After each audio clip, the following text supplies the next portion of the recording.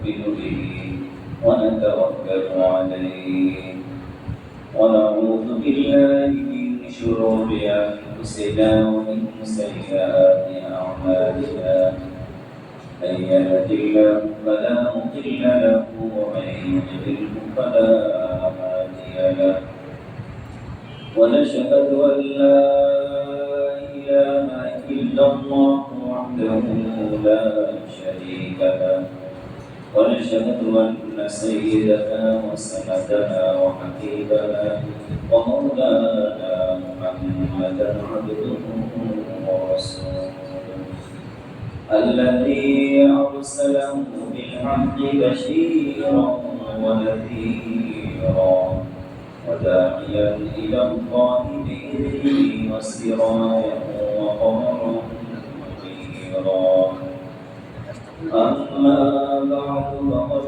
قال الله تعالى في كلامه المجيد وفي قرآنه الحميد شرف أعوذ بالله من الشيطان الرجيم بسم الله الرحمن الرحيم يا أيها الذين آمنوا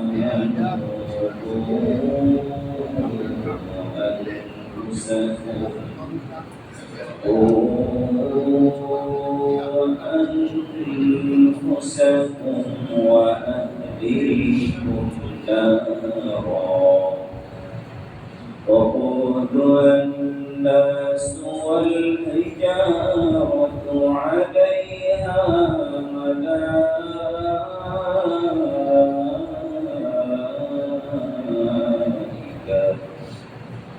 غلاظ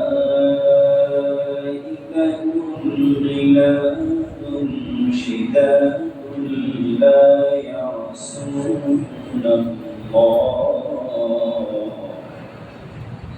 لا يعصون الله ما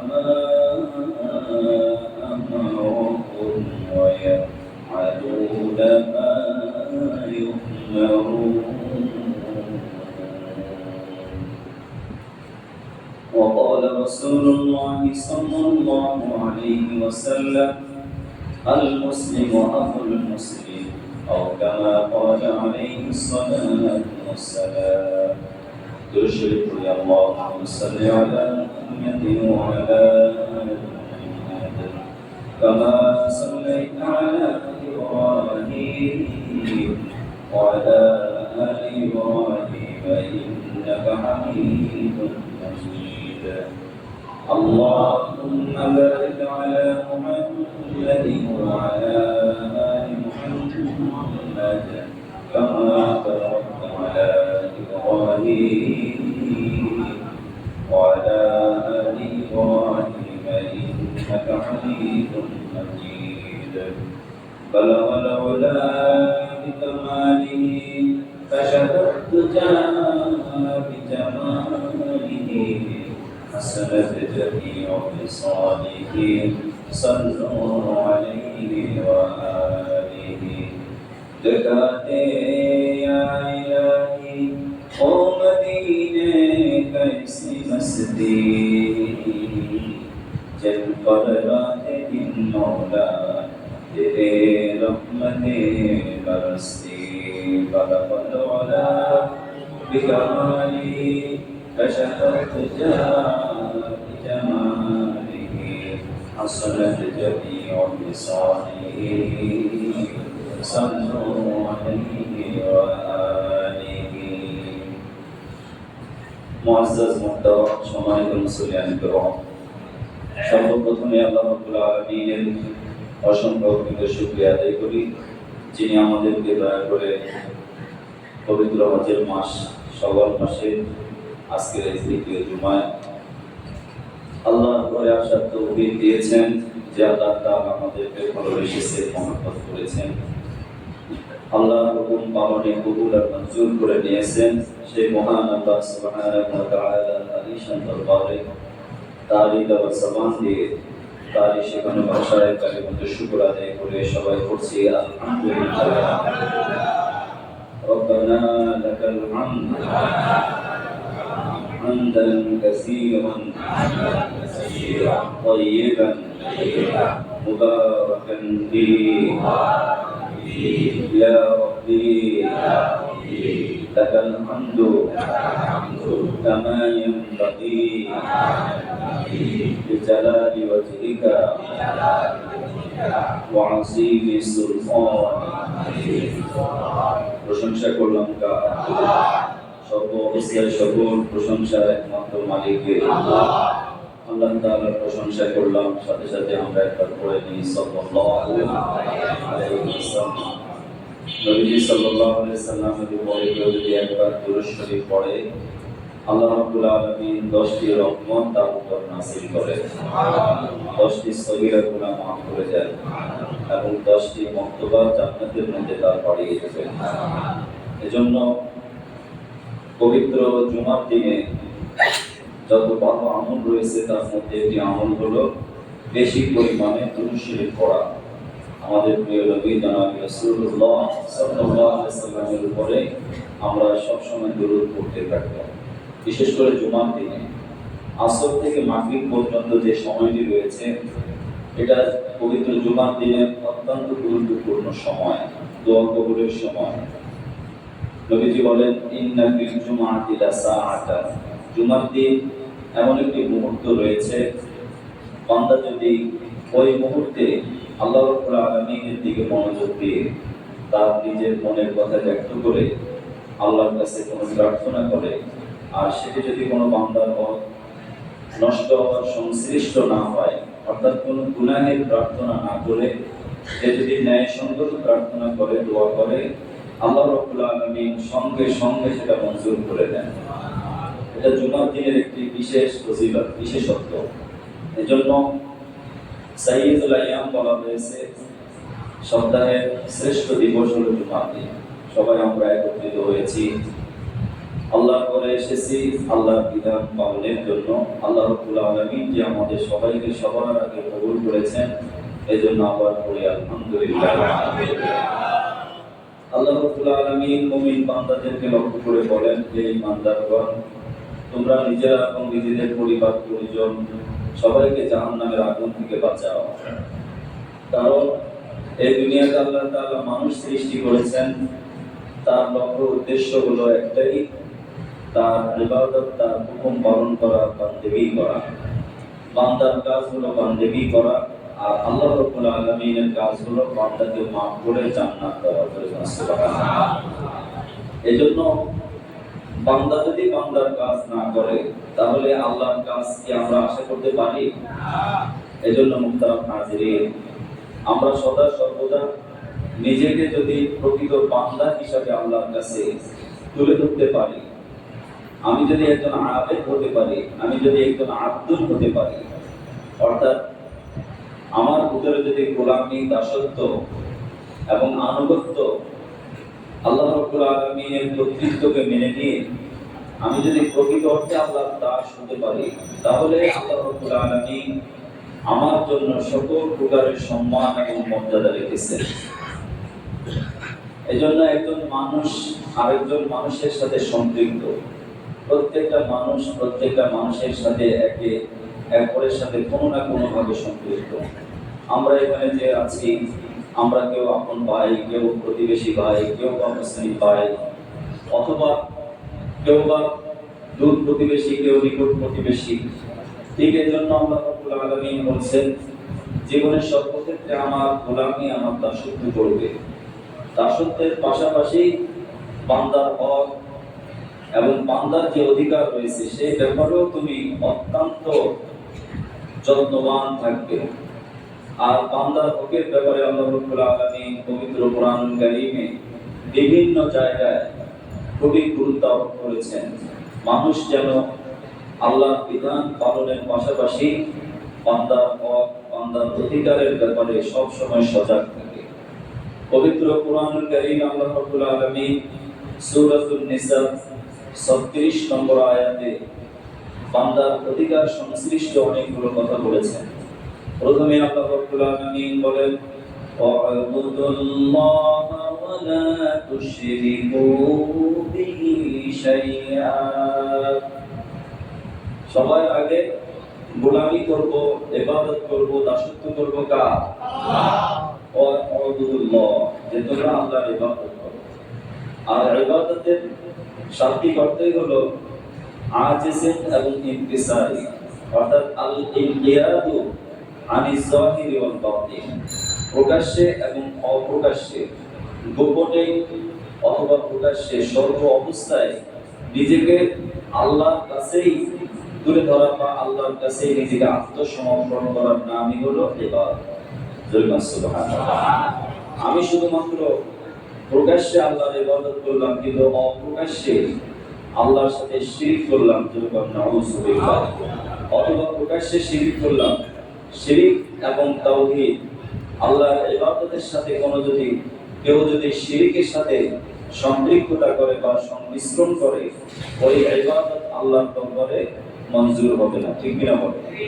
এজন্য মুহতারাম হাজিরিন, আল্লাহ রাব্বুল আলামিন সতর্ক করেছেন, আমার ইবাদত করবে, গোলামি করবে, কিন্তু শিরক করা যাবে না।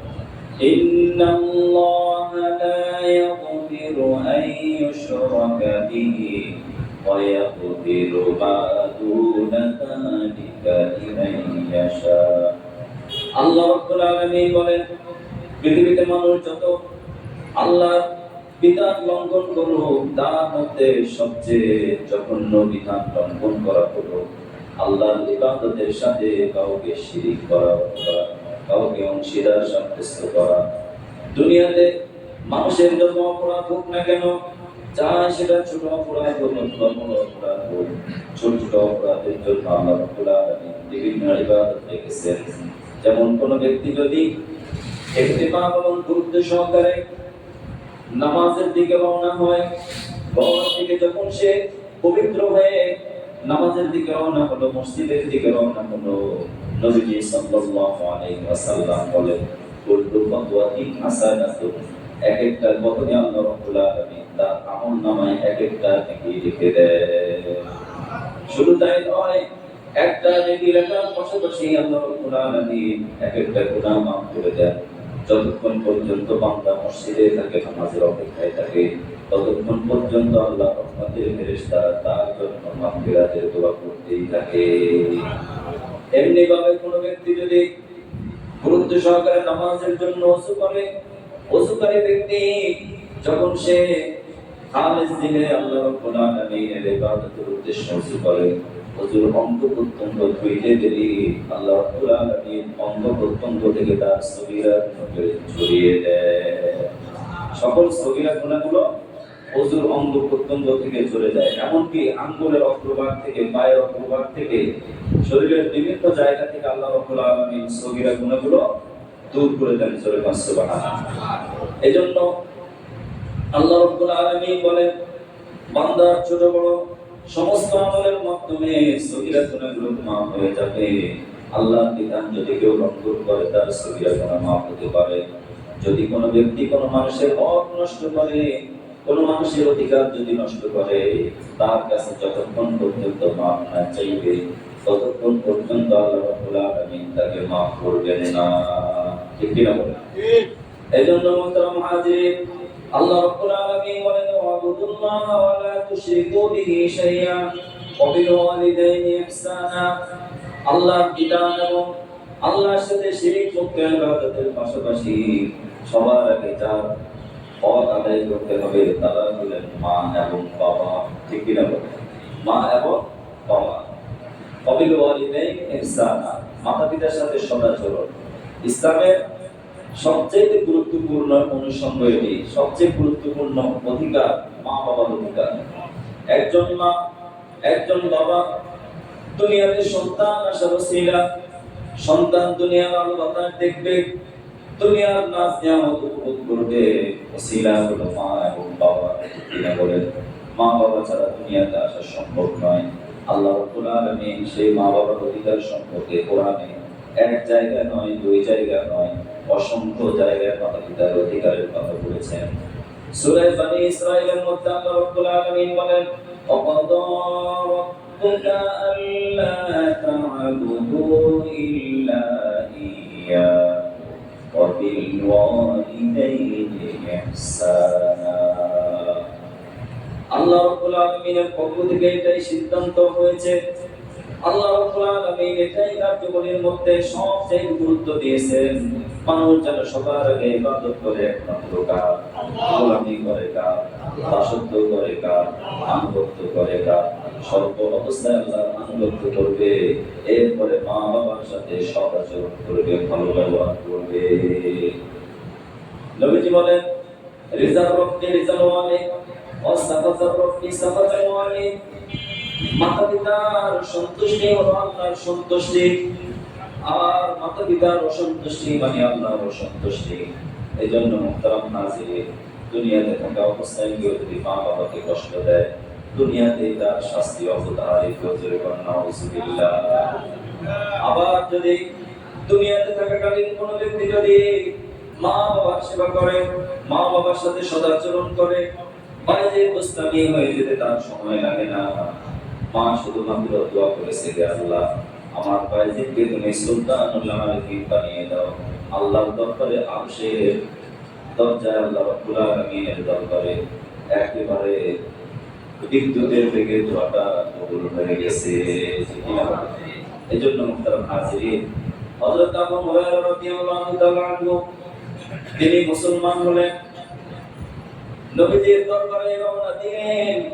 আল্লাহর নবীজি মুহাম্মদুর রাসূলুল্লাহ সাল্লাল্লাহু আলাইহি সাল্লাম বললেন, তুমি মুসলমান হয়েছে এবং তুমি মাকে দাওয়াত দাও। তিনি বললেন, কিভাবে দাওয়াত দেব?